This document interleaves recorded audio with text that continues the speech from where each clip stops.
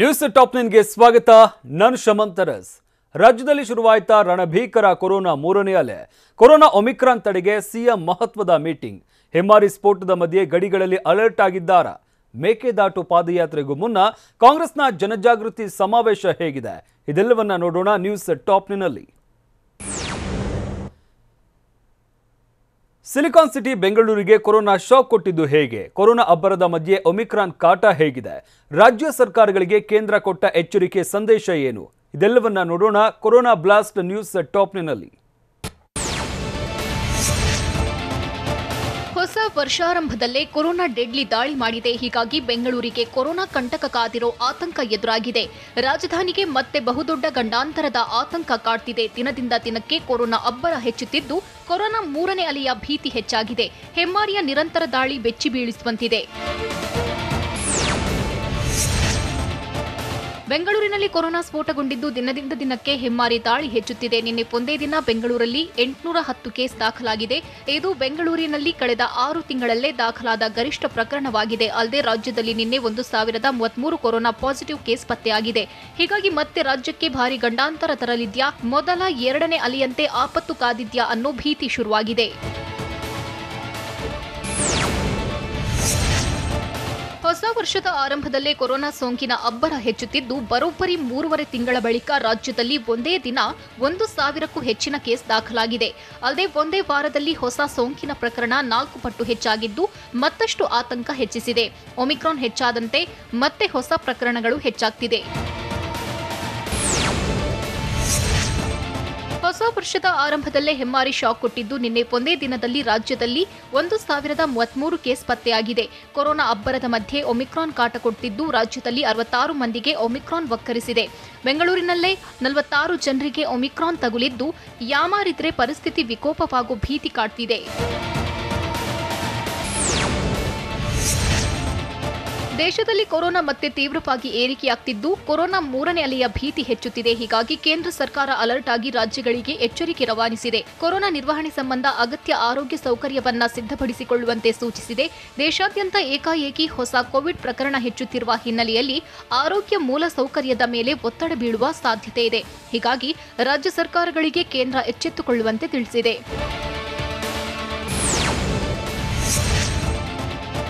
ಎಲ್ಲ ರಾಜ್ಯ ಸರ್ಕಾರಗಳು ಮತ್ತು ಕೇಂದ್ರಾಡಳಿತ ಪ್ರದೇಶಗಳಿಗೆ ಕೇಂದ್ರ ಆರೋಗ್ಯ ಸಚಿವಾಲಯದ ಮುಖ್ಯ ಕಾರ್ಯದರ್ಶಿ ರಾಜೇಶ್ ಭೂಷಣ್ ಸುತ್ತೋಲೆ ರವಾನಿಸಿದ್ದಾರೆ. ದೇಶಾದ್ಯಂತ ಹೊಸ ಕೋವಿಡ್ ಪ್ರಕರಣಗಳು ಏಕಾಏಕಿ ಏರಿಕೆ ಕಂಡು ಬರುತ್ತದೆ. ಇದು ಮುಂದಿನ ದಿನಗಳಲ್ಲಿ ಆರೋಗ್ಯ ಮೂಲಸೌಕರ್ಯದ ಮೇಲಿನ ಒತ್ತಡ ಹೆಚ್ಚಿಸಲಿದೆ. ಹೀಗಾಗಿ ಈ ಪರಿಸ್ಥಿತಿ ಎದುರಿಸಲು ರಾಜ್ಯಗಳು ಅಗತ್ಯ ಪ್ರಮಾಣದಲ್ಲಿ ತಾತ್ಕಾಲಿಕ ಆಸ್ಪತ್ರೆ ನಿರ್ಮಿಸುವ ಮೂಲಕ ಅಗತ್ಯ ಆರೋಗ್ಯ ಮೂಲಸೌಕರ್ಯ ಸಿದ್ಧಪಡಿಸಿಕೊಳ್ಳಬೇಕು ಅಂತ ರಾಜೇಶ್ ಭೂಷಣ್ ತಿಳಿಸಿದ್ದಾರೆ.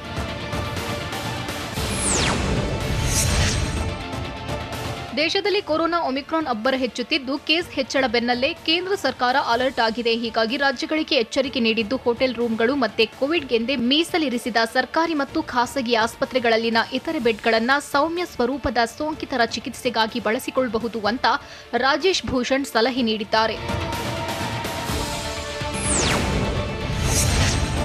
ಹೋಮ್ ಐಸೋಲೇಷನ್ನಲ್ಲಿ ಇರುವವರಿಗೆಂದೇ ಪ್ರತ್ಯೇಕ ಕಾಲ್ ಸೆಂಟರ್ ಅಥವಾ ಕಂಟ್ರೋಲ್ ರೂಮ್ ರಚಿಸುವಂತೆ ಕೇಂದ್ರ ಸರ್ಕಾರ ಸೂಚಿಸಿದೆ. ಈ ಬಾರಿ ಹೆಚ್ಚಿನ ಪ್ರಮಾಣದ ಸೋಂಕಿತರು ಹೋಮ್ ಐಸೋಲೇಷನ್ಗೆ ಸೀಮಿತವಾಗಬಹುದು. ಹೀಗಾಗಿ ಇಂತಹ ಪ್ರಕರಣಗಳ ಮೇಲೆ ನಿಗಾ ಇಡಲು ಅಥವಾ ಇಂತಹ ಸೋಂಕಿತರ ಆರೋಗ್ಯ ಹದಗೆಟ್ಟಲ್ಲಿ ತಕ್ಷಣವೇ ಚಿಕಿತ್ಸಾ ಕೇಂದ್ರಕ್ಕೆ ರವಾನಿಸುವಂತೆ ನೋಡಿಕೊಳ್ಳಲು ಕಂಟ್ರೋಲ್ ರೂಮ್ ರಚಿಸಬೇಕು. ಹೋಮ್ ಐಸೋಲೇಷನ್ನಲ್ಲಿರುವ ಸೋಂಕಿತರು ಕರೆ ಮಾಡಿದ ತಕ್ಷಣ ಮನೆ ಬಾಗಿಲಿಗೆ ಬಂದು ಕರೆದೊಯ್ಯುವ ಆಂಬ್ಯುಲೆನ್ಸ್ ವ್ಯವಸ್ಥೆ ರೂಪಿಸಬೇಕು ಅಂತ ಕೇಂದ್ರ ಸರ್ಕಾರ ತಿಳಿಸಿದೆ.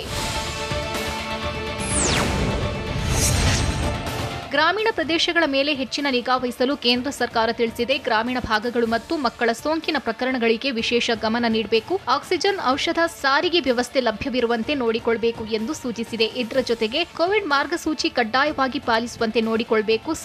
ಸೋಂಕಿತರ ಸಂಪರ್ಕಿತರಿಗೆ ಶೀಘ್ರವಾಗಿ ತಪಾಸಣೆ ಮಾಡಬೇಕು ಅಂತ ರಾಜ್ಯಗಳಿಗೆ ಸೂಚಿಸಿದೆ. ಬೆಂಗಳೂರಿನ ಶಾಸಕರು ಸಚಿವರ ಜೊತೆ ಸಿಎಂ ಏನೆಲ್ಲ ಚರ್ಚಿಸಿದ್ದಾರೆ? ರಾಜಧಾನಿಗೆ ಮತ್ತಷ್ಟು ಟಫ್ ರೂಲ್ಸ್ ಜಾರಿಗೆ ಬರುತ್ತಾ? ಸರ್ಕಾರಕ್ಕೆ ತಜ್ಞರು ಶಿಫಾರಸು ಮಾಡಿರುವ ದೆಹಲಿ ಮಾದರಿಯ ಆಕ್ಷನ್ ಪ್ಲಾನ್ ಏನು? ಇದೆಲ್ಲವನ್ನ ನೋಡೋಣ ಒಮಿಕ್ರಾನ್ ಟೆನ್ಷನ್ ನ್ಯೂಸ್ ಟಾಪ್ 9 ನಲ್ಲಿ. ಬೆಂಗಳೂರಿನ ಬೆಂಗಳೂರಿನಲ್ಲಿ ಕೊರೋನಾ ಆರ್ಭಟವನ್ನ ನಿಯಂತ್ರಿಸುವ ಸಂಬಂಧ ಮುಖ್ಯಮಂತ್ರಿ ಬಸವರಾಜ ಬೊಮ್ಮಾಯಿ ಮಹತ್ವದ ಸಭೆ ನಡೆಸಿದ್ದಾರೆ. ಬೆಂಗಳೂರು ಅಭಿವೃದ್ಧಿ ಸಂಬಂಧ ಗೃಹ ಕಚೇರಿ ಕೃಷ್ಣಾದಲ್ಲಿ ವಿಡಿಯೋ ಕಾನ್ಫರೆನ್ಸ್ ಮೂಲಕ ಮುಖ್ಯಮಂತ್ರಿ ಬಸವರಾಜ ಬೊಮ್ಮಾಯಿ ಸಭೆ ನಡೆಸಿದ್ರು. ಬೆಂಗಳೂರಿನ ಸಚಿವರು, ಶಾಸಕರು, ಸಂಸದರ ಜತೆ ಮಾತುಕತೆ ನಡೆಸಿದ್ರು. ಇದೇ ವೇಳೆ ಬೆಂಗಳೂರಿನಲ್ಲಿ ಕೊರೋನಾ ನಿಯಂತ್ರಣ ಕುರಿತು ಚರ್ಚಿಸಿದ್ದಾರೆ.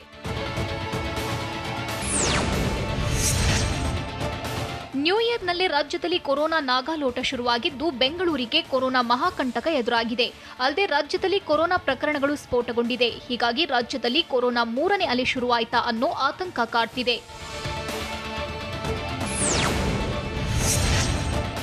ರಾಜ್ಯದಲ್ಲಿ ದಿನದಿಂದ ದಿನಕ್ಕೆ ಕೊರೋನಾ ಹೆಚ್ಚಾಗ್ತಿದೆ. ಡಿಸೆಂಬರ್ 26ರಂದು ರಾಜ್ಯದಲ್ಲಿ 348 ಕೇಸ್ ಪತ್ತೆಯಾದರೆ ಬೆಂಗಳೂರಲ್ಲಿ 248 ಜನರಿಗೆ ಕೊರೋನಾ ತಗುಲಿತ್ತು. ಅದೇ ರೀತಿ ಡಿಸೆಂಬರ್ 27ರಂದು ರಾಜ್ಯದಲ್ಲಿ 289, ಡಿಸೆಂಬರ್ 28ರಂದು 356, ಡಿಸೆಂಬರ್ 29ರಂದು 566, ಡಿಸೆಂಬರ್ 30ರಂದು 707, ಡಿಸೆಂಬರ್ 31ರಂದು 832, ಜನವರಿ 1ರಂದು ರಾಜ್ಯದಲ್ಲಿ 1033 ಹಾಗೂ ಬೆಂಗಳೂರಲ್ಲಿ 810 ಕೇಸ್ ದಾಖಲಾಗಿದೆ.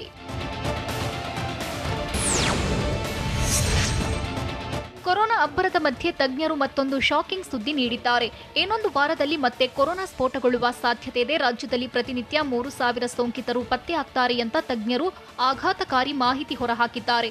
ಜನವರಿ 9ರ ಹೊತ್ತಿಗೆ ರಾಜ್ಯದಲ್ಲಿ ಸೋಂಕಿನ ಸುನಾಮಿಯೇ ಏಳಲಿದ್ದು ಪ್ರತಿದಿನ 3,000 ಕೇಸ್ ದಾಖಲಾಗುವ ಸಾಧ್ಯತೆ ಇದೆ ಅಂತ ಮುಖ್ಯ ಆರೋಗ್ಯಾಧಿಕಾರಿ ಬಾಲಸುಂದರ್ ಮಾಹಿತಿ ನೀಡಿದ್ದಾರೆ.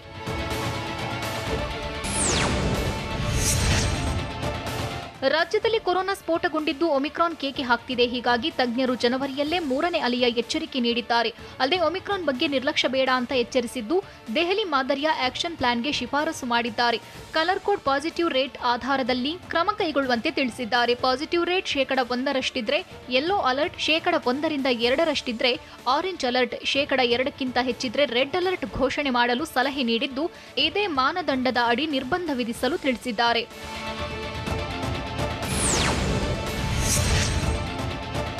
ದೆಹಲಿ ಮಾದರಿ ಆಕ್ಷನ್ ಪ್ಲಾನ್ ಜತೆ ಸರ್ಕಾರಕ್ಕೆ ತಜ್ಞರು ಹಲವು ಸಲಹೆ ನೀಡಿದ್ದಾರೆ. ಪ್ರತಿನಿತ್ಯ 75,000 ಕೊರೋನಾ ಪರೀಕ್ಷೆ ನಡೆಸಬೇಕು. ಆ ಪೈಕಿ 30% RT-PCR, RAT ಪರೀಕ್ಷೆ ಇರಬೇಕು. 30% ಸ್ಯಾಂಪಲ್ಗಳನ್ನು ಜಿನೋಮ್ ಸೀಕ್ವೆನ್ಸ್ಗೆ ಕಳಿಸಬೇಕು ಎಂದು ಹೇಳಿದ್ದಾರೆ. ಅಲ್ಲದೆ ಕೊರೋನಾ ಸ್ಥಿತಿ ಎದುರಿಸಲು ಆಸ್ಪತ್ರೆಗಳನ್ನು ಸಜ್ಜು ಮಾಡಿ ಔಷಧ ದಾಸ್ತಾನು ಸಿಬ್ಬಂದಿ ನೇಮಕಕ್ಕೆ ಕ್ರಮ ಕೈಗೊಳ್ಳಿ, ಹೋಮ್ ಐಸೋಲೇಷನ್ನಲ್ಲಿರುವವರ ಮೇಲೆ ನಿಗಾ ಇಡಿ ಅಂತ ತಿಳಿಸಿದ್ದಾರೆ.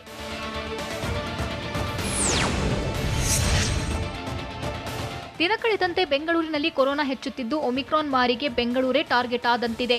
ರಾಜ್ಯದ 75% ಕೇಸ್ಗಳು ಬೆಂಗಳೂರಲ್ಲೇ ಪತ್ತೆಯಾಗಿದೆ. ಹೀಗಾಗಿ ರೂಪಾಂತರಿ ತಡೆಗೆ ಮುಂಬೈ ಮಾದರಿ ಪ್ಲಾನ್ ಜಾರಿ ಮಾಡುವ ಸಾಧ್ಯತೆ ಇದೆ. ಪಾರ್ಕ್, ಟ್ಯಾಕ್ಸಿ, ಆಟೋ ಹತ್ತಲು ಲಸಿಕೆ ಕಡ್ಡಾಯ ಮಾಡುವ ನಿರೀಕ್ಷೆ ಇದೆ. 2 ಡೋಸ್ ಲಸಿಕೆ ಕಡ್ಡಾಯ ಮಾಡುವ ಬಗ್ಗೆ ಚರ್ಚೆ ಶುರುವಾಗಿದ್ದು ಈ ಬಗ್ಗೆ ಸರ್ಕಾರದ ಮುಂದೆ ಬಿಬಿಎಂಪಿ ಪ್ರಸ್ತಾವನೆ ಇಟ್ಟಿದೆ.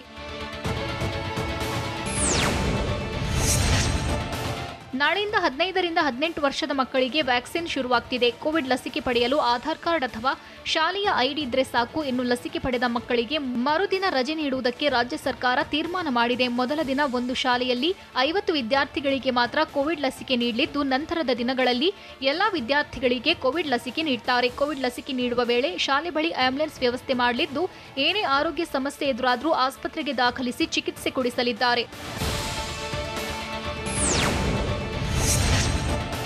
ದೇಶದಲ್ಲಿ ಒಮಿಕ್ರಾನ್ ಸೋಂಕಿತರ ಸಂಖ್ಯೆ 1,525ಕ್ಕೆ ಏರಿಕೆಯಾಗಿದೆ. ದೇಶದಲ್ಲಿ 24 ಗಂಟೆಯಲ್ಲಿ 27,553 ಕೊರೋನಾ ಕೇಸ್ ಪತ್ತೆಯಾಗಿದ್ದು ಕೊರೋನಾಗೆ 284 ಜನರು ಬಲಿಯಾಗಿದ್ದಾರೆ. ಭಾರತದಲ್ಲಿ ಕೊರೋನಾ ಸಕ್ರಿಯ ಪ್ರಕರಣಗಳು 1,22,801 ಇದೆ.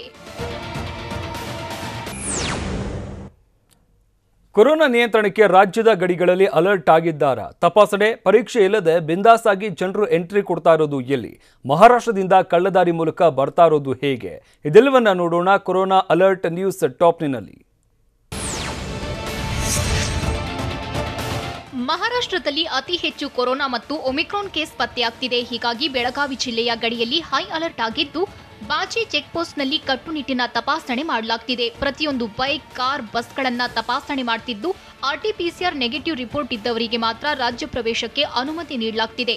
ನೆಗೆಟಿವ್ ವರದಿ ಇಲ್ಲದವರಿಗೆ ಸ್ಥಳದಲ್ಲೇ ರ್ಯಾಪಿಡ್ ಟೆಸ್ಟ್ ಮಾಡಲಾಗ್ತಿದೆ.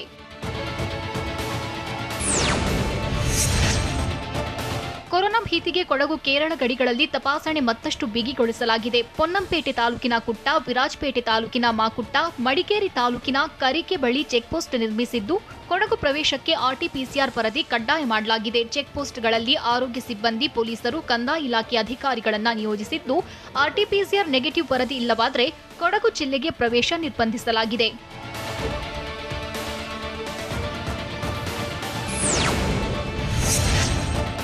ಕೊರೋನಾ ಅಬ್ಬರಿಸಿದ್ರೂ ಬೆಂಗಳೂರಿನ ಮೆಜೆಸ್ಟಿಕ್ ರೈಲ್ವೆ ನಿಲ್ದಾಣದಲ್ಲಿ ನಿರ್ಲಕ್ಷ್ಯ ತೋರಲಾಗಿದೆ. ಕೊರೋನಾ ಸ್ಫೋಟದ ನಡುವೆಯೂ ತಪಾಸಣೆ ಇಲ್ಲದಂತಾಗಿದೆ. ಬೇರೆ ರಾಜ್ಯಗಳಿಂದ ಅಡೆತಡೆ ಇಲ್ಲದೆ ಜನರು ಬರ್ತಿದ್ದು ಆರ್ಟಿಪಿಸಿಆರ್ ರಿಪೋರ್ಟ್ ಕೇಳೋರೇ ಇಲ್ಲ. ರೈಲ್ವೆ ನಿಲ್ದಾಣದ ಬಳಿ ಕೊರೋನಾ ಟೆಸ್ಟ್ ಮಾಡುವವರು ಇಲ್ಲ. ಹೀಗಾಗಿ ಹೊರ ರಾಜ್ಯದಿಂದ ಜನರು ಕೊರೋನಾ ಹೊತ್ತು ತರುತ್ತಿರುವ ಆತಂಕ ಎದುರಾಗಿದೆ.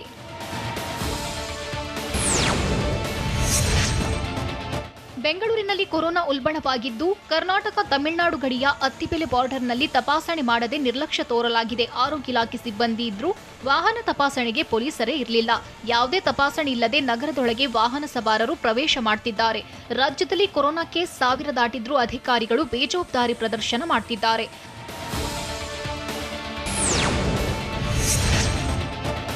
ಕೊರೋನಾ ಅಬ್ಬರ ಶುರುವಾಗಿದ್ರೂ ಕರ್ನಾಟಕ ಮಹಾರಾಷ್ಟ್ರ ಗಡಿಗಳಲ್ಲಿ ಸಂಪೂರ್ಣ ನಿರ್ಲಕ್ಷ್ಯ ತೋರಲಾಗಿದೆ. ಹೆಸರಿಗೆ ಮಾತ್ರ ಗಡಿಗಳಲ್ಲಿ ಚೆಕ್ಪೋಸ್ಟ್ಗಳ ನಿರ್ಮಾಣ ಮಾಡಿದ್ದು ಅಧಿಕಾರಿಗಳು ಸರ್ಕಾರದ ಆದೇಶವನ್ನೇ ಪಾಲನೆ ಮಾಡ್ತಿಲ್ಲ. ಕಲಬುರಗಿ ಜಿಲ್ಲೆಯ ಆಳಂದ ತಾಲೂಕಿನ ಖಜೂರಿ, ಹಿರೋಳ್ಳಿ, ಅಫ್ಜಲ್ಪುರ ತಾಲೂಕಿನ ಬಳೂರಗಿಯಲ್ಲಿ ಚೆಕ್ಪೋಸ್ಟ್ನಲ್ಲಿ ಕಟ್ಟುನಿಟ್ಟಿನ ತಪಾಸಣೆ ಮಾಡ್ತಿಲ್ಲ. ಸ್ಥಳಕ್ಕೆ ಅಧಿಕಾರಿಗಳು ಬಂದಾಗ ಮಾತ್ರ ಗಡಿಯಲ್ಲಿ ತಪಾಸಣೆ ಮಾಡ್ತಿದ್ದು ಉಳಿದಂತೆ ಯಾವುದೇ ತಪಾಸಣೆಗೆ ಮುಂದಾಗ್ತಿಲ್ಲ. ಹೀಗಾಗಿ ಮಹಾರಾಷ್ಟ್ರದಿಂದ ರಾಜಾರೋಷವಾಗಿ ರಾಜ್ಯಕ್ಕೆ ಜನರು ಪ್ರವೇಶ ಮಾಡ್ತಿದ್ದಾರೆ.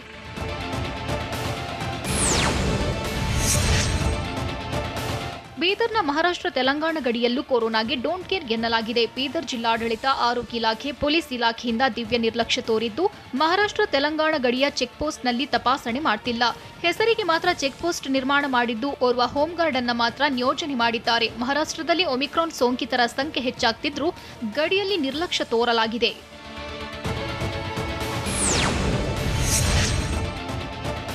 ಮಹಾರಾಷ್ಟ್ರದಲ್ಲಿ ಒಮಿಕ್ರಾನ್ ಅಬ್ಬರಿಸಿದ್ದು ಯಾದಗಿರಿಯಲ್ಲಿ ಆತಂಕ ಹೆಚ್ಚುವಂತೆ ಮಾಡಿದೆ. ಮಹಾರಾಷ್ಟ್ರದಿಂದ ಯಾದಗಿರಿಗೆ ಕಳ್ಳದಾರಿಯಲ್ಲಿ ಜನರು ಎಂಟ್ರಿ ಕೊಡ್ತಿದ್ದಾರೆ. ಮಹಾರಾಷ್ಟ್ರದ ಮುಂಬೈ, ಪುಣೆ ಸೇರಿದಂತೆ ನಾನಾ ಕಡೆಯಿಂದ ಬರ್ತಿದ್ದಾರೆ. ಕೋವಿಡ್ ಟೆಸ್ಟ್ಗೆ ಹೆದರಿ ಯಾದಗಿರಿ ರೈಲ್ವೆ ನಿಲ್ದಾಣದಿಂದ ಎಸ್ಕೇಪ್ ಆಗ್ತಿದ್ದಾರೆ. ಯಾದಗಿರಿಗೆ ಈ ಬಾರಿಯೂ ಮಹಾರಾಷ್ಟ್ರವೇ ಕಂಟಕವಾಗುವ ಆತಂಕ ಕಾಡ್ತಿದೆ. ಕಳೆದ ಬಾರಿ ಮಹಾರಾಷ್ಟ್ರದಿಂದ ಬಂದ ಪ್ರಯಾಣಿಕರಿಂದಲೇ ಜಿಲ್ಲೆಯಲ್ಲಿ ಕೊರೋನಾ ಹೆಚ್ಚಾಗಿ ಹರಡಿತ್ತು.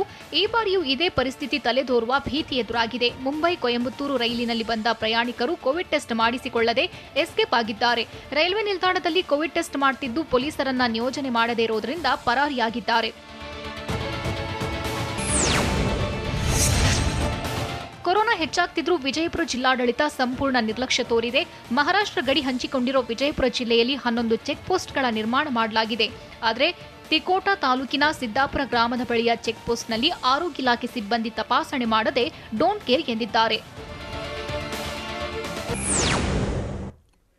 ಗಣಿನಾಡು ಬಳ್ಳಾರಿಯಲ್ಲಿ ಕೊರೋನಾ ನಿಯಂತ್ರಣಕ್ಕೆ ಆರೋಗ್ಯ ಇಲಾಖೆ ಏನೆಲ್ಲ ಮುನ್ನೆಚ್ಚರಿಕಾ ಕ್ರಮ ಕೈಗೊಂಡಿದೆ? ನಾಳೆಯಿಂದ ಶುರುವಾಗುವ ಮಕ್ಕಳ ಲಸಿಕಾ ಅಭಿಯಾನದ ಬಗ್ಗೆ ಜಾಗೃತಿ ಮೂಡಿಸಿದ್ದು ಹೇಗೆ? ಕೊರೋನಾ ತೊಲಗಲಿ ಅಂತ ಪಾದಯಾತ್ರೆ ಮಾಡಿದ್ದು ಎಲ್ಲಿ? ಇದೆಲ್ಲವನ್ನ ನೋಡೋಣ ಕರ್ನಾಟಕ ನ್ಯೂಸ್ ಟಾಪ್ನಲ್ಲಿ. ಬಳ್ಳಾರಿಯ ತೋರಣಗಲ್ಲು ವಿದ್ಯಾನಗರದಲ್ಲಿ 5 ಕೊರೋನಾ ಪ್ರಕರಣ ಪತ್ತೆಯಿಂದ ಆರೋಗ್ಯ ಇಲಾಖೆ ಅಲರ್ಟ್ ಆಗಿದೆ. ಕೊರೋನಾ ಮೊದಲ ಅಲೆಯಲ್ಲಿ ಜಿಂದಾಲ್ ಸಮೂಹದಲ್ಲಿ ಹೆಚ್ಚಿನ ಕೇಸ್ ಪತ್ತೆಯಾಗಿತ್ತು. ಹೀಗಾಗಿ ಜಿಂದಾಲ್ ಸಮೂಹದ ಮೇಲೆ ಆರೋಗ್ಯ ಇಲಾಖೆ ಹದ್ದಿನ ಕಣ್ಣಿಟ್ಟಿದೆ. ಜಿಂದಾಲ್ನಲ್ಲಿ ಪ್ರತಿದಿನ 250ಕ್ಕೂ ಹೆಚ್ಚು ಜನರಿಗೆ ಕೋವಿಡ್ ಟೆಸ್ಟ್ ಮಾಡ್ತಿರೋದಾಗಿ ಜಿಲ್ಲಾ ಆರೋಗ್ಯಾಧಿಕಾರಿ ಜನಾರ್ದನ್ ಹೇಳಿದ್ದಾರೆ. ಜಿಂದಾಲ್ ಮೇಲೆ ನಿಗಾ ವಹಿಸಲು ಟಿಎಚ್ಒ ನೇತೃತ್ವದ ಪ್ರತ್ಯೇಕ ಟೀಂ ರಚಿಸಿದ್ದಾರೆ.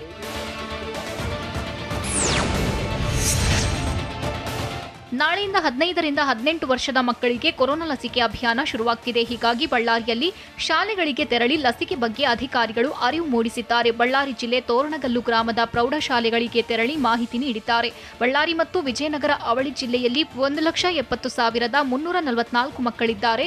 ಲಸಿಕೆ ನೋಂದಣಿಗೆ ಆಧಾರ್ ಕಾರ್ಡ್ ಇರದೆ ಹೋದರೆ ಶಾಲೆಯ ಐಡಿ ಕಾರ್ಡ್ ತರಲು ಸೂಚನೆ ನೀಡಲಾಗಿದೆ. ನಾಳೆಯಿಂದ ದೇಶಾದ್ಯಂತ ಮಕ್ಕಳಿಗೆ ಕೊರೋನಾ ಲಸಿಕಾ ಅಭಿಯಾನ ಶುರುವಾಗ್ತಿದೆ. ಹೀಗಾಗಿ ತುಮಕೂರು ಜಿಲ್ಲೆಯ ಶಾಲಾ ಕಾಲೇಜುಗಳಲ್ಲಿ ಲಸಿಕೆ ನೀಡಲು ಸಿದ್ಧತೆ ಕೈಗೊಳ್ಳಲಾಗಿದೆ. ಜಿಲ್ಲೆಯಲ್ಲಿ ಒಟ್ಟು 1,22,000 ಮಕ್ಕಳಿಗೆ ಕೋವ್ಯಾಕ್ಸಿನ್ ನೀಡಲು ತಯಾರಿ ಮಾಡಲಾಗಿದೆ. ಆರೋಗ್ಯ ಇಲಾಖೆ ಲಸಿಕೆ ನೀಡಲು ತಂಡಗಳನ್ನು ರಚಿಸಿದೆ.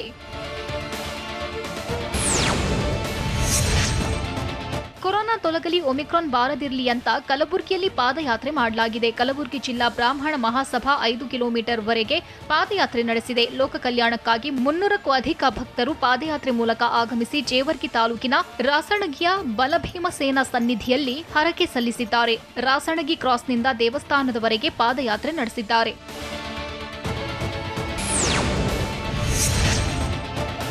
ಗಣಿ ಸಚಿವ ಹಾಲಪ್ಪ ಆಚಾರ್, ಮಾಜಿ ಮುಖ್ಯಮಂತ್ರಿ ಎಚ್.ಡಿ. ಕುಮಾರಸ್ವಾಮಿ, ಕೆಪಿಸಿಸಿ ಅಧ್ಯಕ್ಷ ಡಿ.ಕೆ. ಶಿವಕುಮಾರ್ ಗುಣಗಾನ ಮಾಡಿದ್ದಾರೆ. ಏತ ನೀರಾವರಿ ಯೋಜನೆಗೆ ಸಮ್ಮಿಶ್ರ ಸರ್ಕಾರದಲ್ಲಿ ಕುಮಾರಸ್ವಾಮಿ, ಡಿ.ಕೆ. ಶಿವಕುಮಾರ್ ಹಣವನ್ನ ನೀಡಿದ್ದಾರೆ. ಸಹಾಯ ಮಾಡಿದ್ದು ನಾವು ಸ್ಮರಿಸಿಕೊಳ್ಳಬೇಕೆಂದು ಹಾಲಪ್ಪ ಆಚಾರ್ ಹೇಳಿದ್ದಾರೆ. ಯಲಬುರ್ಗಾ ತಾಲೂಕಿನ ಆಡೂರು ಗ್ರಾಮದಲ್ಲಿ ಮಾತನಾಡಿದವರು, ಸಹಾಯ ಮಾಡಿದವರನ್ನ ಸ್ಮರಿಸೋದು ನಮ್ಮ ಸಂಸ್ಕೃತಿ. ಆದ್ರೆ ಎಸಿ ಮನೆಯಲ್ಲಿ ಇದ್ರೆ ಬಡವರ ಕಷ್ಟ ಏನು ಗೊತ್ತಾಗುತ್ತೆ ಅಂತ ಪರೋಕ್ಷವಾಗಿ ಬಸವರಾಜ ರಾಯರೆಡ್ಡಿ ವಿರುದ್ಧ ವಾಗ್ದಾಳಿ ನಡೆಸಿದ್ರು.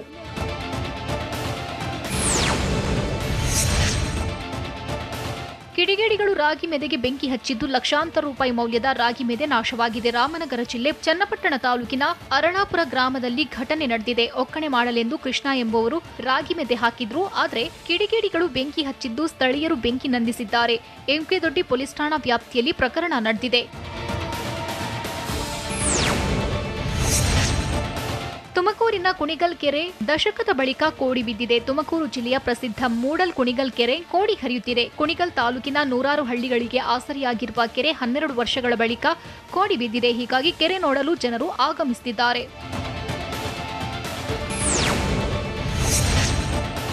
ಮಂಡ್ಯದ ನಾಲೆಯಲ್ಲಿ ಬೃಹತ್ ಗಾತ್ರದ ಮೊಸಳೆಯನ್ನ ಸೆರೆ ಹಿಡಿಯಲಾಗಿದೆ. ಶ್ರೀರಂಗಪಟ್ಟಣದ ಚಂದ್ರವನ ಆಶ್ರಮದ ಬಳಿಯ ನಾಲೆಯಲ್ಲಿ ಮೊಸಳೆ ಕಾಣಿಸಿಕೊಂಡು ಸುತ್ತಮುತ್ತಲಿನ ಜನರು ಆತಂಕಕ್ಕೆ ಒಳಗಾಗಿದ್ರು.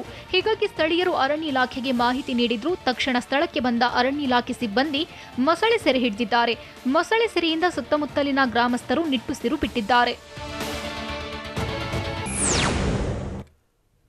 ಮೇಕೆದಾಟು ಪಾದಯಾತ್ರೆಗೂ ಮುನ್ನ ಕಾಂಗ್ರೆಸ್ನ ಜನಜಾಗೃತಿ ಸಮಾವೇಶ ಹೇಗಿದೆ?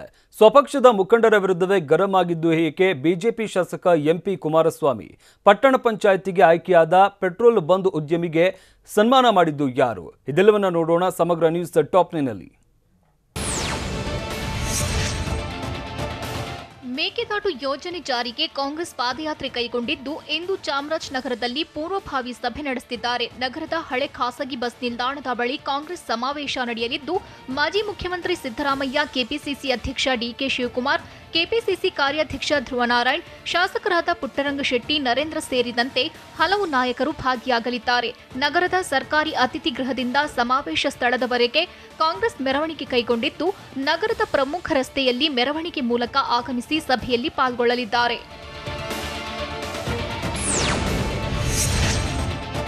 ಸ್ವಪಕ್ಷದ ಮುಖಂಡರ ವಿರುದ್ಧವೇ ಮೂಡಿಗೆರೆ ಶಾಸಕ ಎಂಪಿ ಕುಮಾರಸ್ವಾಮಿ ಗರಂ ಆಗಿದ್ದಾರೆ. ನಮ್ಮ ಪಕ್ಷದವರೇ ನನ್ನ ವಿರುದ್ಧ ಪಿತೂರಿ ನಡೆಸುತ್ತಿದ್ದಾರೆ, ನಾನು ಕಾಂಗ್ರೆಸ್ ಸೇರ್ತೇನೆ ಎಂದು ಅಪಪ್ರಚಾರ ಮಾಡ್ತಿದ್ದಾರೆ ಅಂತ ಎಂಪಿ ಕುಮಾರಸ್ವಾಮಿ ಆರೋಪಿಸಿದ್ದಾರೆ. ಅಲ್ಲದೆ ಬಿಜೆಪಿ ಮುಖಂಡರು ಪಕ್ಷ ನನ್ನನ್ನ ಚೆನ್ನಾಗಿ ನೋಡಿಕೊಂಡಿದೆ, ನಾನು ಪಕ್ಷದ ನಿಷ್ಠಾವಂತ ಕಾರ್ಯಕರ್ತ, ನಾನ್ಯಾಕೆ ಕಾಂಗ್ರೆಸ್ ಹೋಗ್ಲಿ ಅಂತ ಪ್ರಶ್ನಿಸಿದ್ದಾರೆ.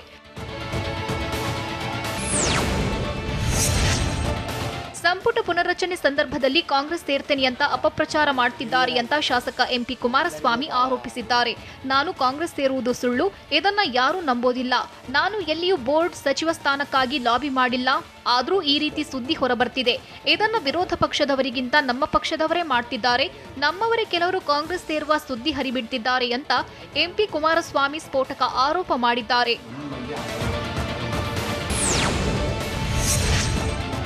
ಎಸ್ಎಸ್ಎಲ್ಸಿ ಪರೀಕ್ಷಾ ದಿನಾಂಕವನ್ನ ಶೀಘ್ರವೇ ಪ್ರಕಟಿಸಲು ಕೋರಿ ಶಿಕ್ಷಣ ಇಲಾಖೆಗೆ ರೂಪ್ಸಾ ಅಧ್ಯಕ್ಷ ಲೋಕೇಶ್ ತಾಳಿಕಟ್ಟೆ ಪತ್ರ ಬರೆದಿದ್ದಾರೆ.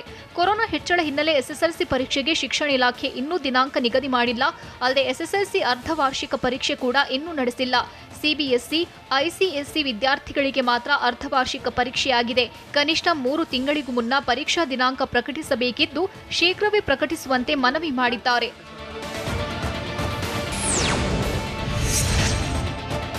ಇತ್ತೀಚೆಗೆ ನಡೆದ ಪಟ್ಟಣ ಪಂಚಾಯಿತಿ ಚುನಾವಣೆಯಲ್ಲಿ ಗೆಲುವು ಸಾಧಿಸಿದ ಪೆಟ್ರೋಲ್ ಬಂಕ್ ಉದ್ಯೋಗಿಗೆ ಸನ್ಮಾನ ಮಾಡಲಾಗಿದೆ. ಬಾಗಲಕೋಟೆ ಜಿಲ್ಲೆ ಮುಧೋಳ ತಾಲೂಕಿನ ರನ್ನಬೆಳಗಲಿ ಪಟ್ಟಣ ಪಂಚಾಯಿತಿ ಚುನಾವಣೆಯಲ್ಲಿ ಸೈದಾಪುರ ಪೆಟ್ರೋಲ್ ಬಂಕ್ನಲ್ಲಿ ಕೆಲಸ ಮಾಡುವ ನೀಲಕಂಠ ಗೆಲುವು ಸಾಧಿಸಿದ್ದಾನೆ. ಬೆಳಗಲಿ ವಾರ್ಡ್ ನಂಬರ್ 17ರಲ್ಲಿ ಕಾಂಗ್ರೆಸ್ ಪಕ್ಷದಿಂದ ಸ್ಪರ್ಧಿಸಿ ಜಯ ಸಾಧಿಸಿದ್ದ. ಹೀಗಾಗಿ ನೀಲಕಂಠನ ಸ್ನೇಹಿತರು ಪೆಟ್ರೋಲ್ ಬಂಕ್ಗೆ ತೆರಳಿ ಸನ್ಮಾನ ಮಾಡಿದ್ದಾರೆ.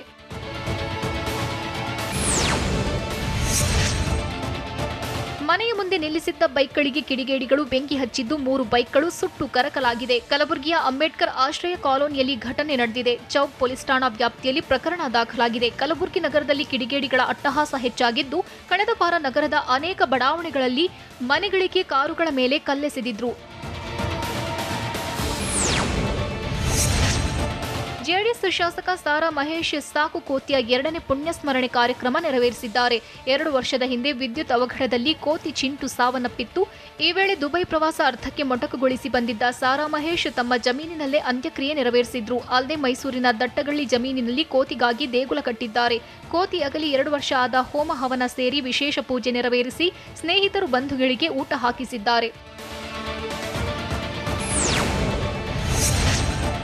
ವಿಜಯನಗರ ಜಿಲ್ಲೆಯ ಹರಪನಹಳ್ಳಿ ತಾಲೂಕಿನ ಅರಸೀಕೆರೆ ಗ್ರಾಮದಲ್ಲಿ ವಿಶಿಷ್ಟ ಜಾತ್ರೆ ಆಚರಿಸಿದ್ದು, ನೂರಾರು ಭಕ್ತರ ಮೇಲೆ ನಡೆದುಕೊಂಡು ದಂಡಿ ದುರ್ಗಮ್ಮನ ಮೂರ್ತಿ ಹೊತ್ತ ದಲಿತ ಪೂಜಾರಿ ನಡೆದಿದ್ದಾರೆ. ಅರಸೀಕೆರೆ ದಂಡಿ ದುರ್ಗಮ್ಮ ಜಾತ್ರೆಯಲ್ಲಿ ವಿಶಿಷ್ಟ ಸಂಪ್ರದಾಯ ಜೀವಂತವಾಗಿದೆ. ಜಾತ್ರೆ ಪ್ರಯುಕ್ತ ದೇವರು ಸಹಿತ ಗ್ರಾಮಸ್ಥರು ಗಂಗೆ ಪೂಜೆ ಮಾಡಿದ್ದು, ಬಳಿಕ ದಂಡಿ ದುರ್ಗಮ್ಮನ ಮೂರ್ತಿ ಹೊತ್ತ ಪೂಜಾರಿ ಭಕ್ತರ ಬೆನ್ನಿನ ಮೇಲೆ ನಡೆದುಕೊಂಡು ದೇವಸ್ಥಾನಕ್ಕೆ ಹೋಗಿದ್ದಾರೆ. ಪೂಜಾರಿ ಬೆನ್ನ ಮೇಲೆ ನಡೆದರೆ ಕಷ್ಟಗಳು ದೂರಾಗುತ್ತೆ, ರೋಗಗಳು ಹತ್ತಿರಕ್ಕೆ ಬರಲ್ಲ ಎಂಬುದು ಭಕ್ತರ ನಂಬಿಕೆಯಾಗಿದೆ. ಟೀಂ ಇಂಡಿಯಾದ ಮಾಜಿ ಕೋಚ್ ರವಿ ಶಾಸ್ತ್ರಿ ಸ್ಟೆಪ್ಸ್ ಹಾಕಿ ಸಂಭ್ರಮಿಸಿದ್ದು ಹೇಗೆ? ಕೊಹ್ಲಿ ಪಡೆಯನ್ನ ಗುಣಗಾನ ಮಾಡಿ ಪಾಕಿಸ್ತಾನದ ಮಾಜಿ ಆಟಗಾರ ಯಾರು? ಪೋಸ್ಟ್ಪೋನ್ ಆಗುತ್ತಾ ರಾಧೇಶ್ಯಾಮ್ ಸಿನಿಮಾದ ರಿಲೀಸ್ ಡೇಟ್? ಇದೆಲ್ಲವನ್ನ ನೋಡೋಣ ಎಂಟರ್ಟೈನ್ಮೆಂಟ್ ನ್ಯೂಸ್ ಟಾಪ್ನಿನಲ್ಲಿ. ಟೀಂ ಇಂಡಿಯಾದ ಮಾಜಿ ಕೋಚ್ ರವಿ ಶಾಸ್ತ್ರಿ ಅದ್ಧೂರಿಯಾಗಿ ಹೊಸ ವರ್ಷವನ್ನ ಬರಮಾಡಿಕೊಂಡಿದ್ದಾರೆ. ನಟ ರಣವೀರ್ ಜೊತೆ ಪಾರ್ಟಿಯೊಂದರಲ್ಲಿ ರವಿ ಶಾಸ್ತ್ರಿ ಡಾನ್ಸ್ ಮಾಡಿ ಸಂಭ್ರಮಿಸಿದ್ದಾರೆ. ಈ ವಿಡಿಯೋ ರವಿ ಶಾಸ್ತ್ರಿ ಟ್ವೀಟ್ ಮಾಡಿ ಹೊಸ ವರ್ಷದ ಶುಭಾಶಯ ಕೋರಿದ್ದಾರೆ.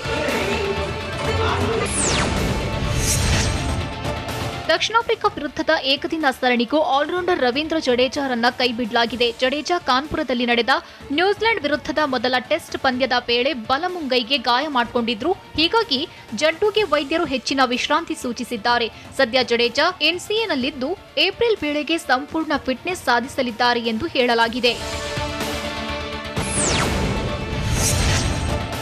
ದಕ್ಷಿಣ ಆಫ್ರಿಕಾ ವಿರುದ್ಧ ಬಾಕ್ಸಿಂಗ್ ಡೇ ಟೆಸ್ಟ್ನಲ್ಲಿ ಭಾರತ 113 ರನ್ಗಳ ಐತಿಹಾಸಿಕ ಜಯ ಸಾಧಿಸುವ ಮೂಲಕ ಸರಣಿಯಲ್ಲಿ ಮುನ್ನಡೆ ಕಾಯ್ದುಕೊಂಡಿದೆ.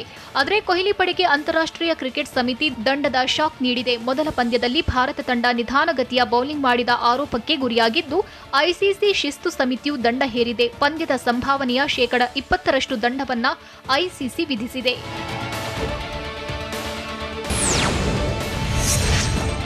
ಪಾಕಿಸ್ತಾನ ತಂಡದ ಮಾಜಿ ನಾಯಕ ಸಲ್ಮಾನ್ ಭಟ್ ಭಾರತ ತಂಡವನ್ನ ಮುಕ್ತ ಕಂಠದಿಂದ ಗುಣಗಾನ ಮಾಡಿದ್ದಾರೆ. ಟೆಸ್ಟ್ನಲ್ಲಿ ಭಾರತ ಈಗ ಅತ್ಯಂತ ಬಲಿಷ್ಠವಾಗಿದೆ.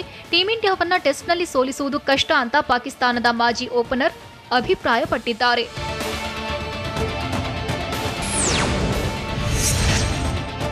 ಹರಿಣಗಳ ವಿರುದ್ಧದ ಏಕದಿನ ಸರಣಿಗೆ ಓಪನರ್ ಋತುರಾಜ್ ಗಾಯಕ್ವಾಡ್ ತಂಡದಲ್ಲಿ ಸ್ಥಾನ ಪಡೆದಿದ್ದಾರೆ. ಗಾಯಕ್ವಾಡ್ ಆಯ್ಕೆಯ ಬಗ್ಗೆ ಮಾತನಾಡಿರೋ ಆಯ್ಕೆ ಸಮಿತಿ ಮುಖ್ಯಸ್ಥ ಚೇತನ್ ಶರ್ಮಾ, ಆತನಿಗೆ ಸರಿಯಾದ ಸಮಯದಲ್ಲಿ ಅವಕಾಶ ಸಿಕ್ಕಿದೆ. ಆತ ಟಿ20 ತಂಡದಲ್ಲಿದ್ದ. ಆತನಿಗೆ ಯಾವ ಜಾಗದಲ್ಲಿ ಸ್ಥಾನ ಸಿಕ್ಕಿದ್ರೂ ಭಾರತ ತಂಡದಲ್ಲಿ ಅದ್ಭುತವನ್ನೇ ಸೃಷ್ಟಿಸ್ತಾನೆ ಎಂಬ ನಂಬಿಕೆ ಆಯ್ಕೆ ಸಮಿತಿಗೆ ಇದೆ ಎಂದಿದ್ದಾರೆ.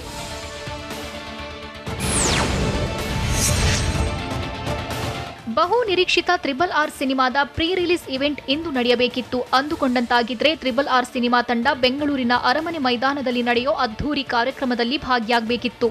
ಕಾರ್ಯಕ್ರಮದಲ್ಲಿ ಸ್ಯಾಂಡಲ್ವುಡ್ ಸ್ಟಾರ್ಗಳು ಭಾಗಿಯಾಗಬೇಕಿತ್ತು. ಆದರೆ ಅದೆಲ್ಲದಕ್ಕೂ ಬ್ರೇಕ್ ಬಿದ್ದಿದೆ. ಸಿನಿಮಾ ರಿಲೀಸ್ ಕೂಡ ಪೋಸ್ಟ್ಪೋನ್ ಆಗಿದೆ. ಒಮಿಕ್ರಾನ್ ಭೀತಿಗೆ ಬಿಗ್ ಸ್ಟಾರ್ಗಳ ಬಿಗ್ ಸಿನಿಮಾಗಳು ರಿಲೀಸ್ ಡೇಟ್ ಪೋಸ್ಟ್ಪೋನ್ ಮಾಡ್ತಿವೆ. ಸದ್ಯ ರಾಧೇಶ್ಯಾಮ್ ಸಿನಿಮಾ ಜನವರಿ 14ಕ್ಕೆ ರಿಲೀಸ್ ಪ್ಲಾನ್ ಮಾಡಿದೆ.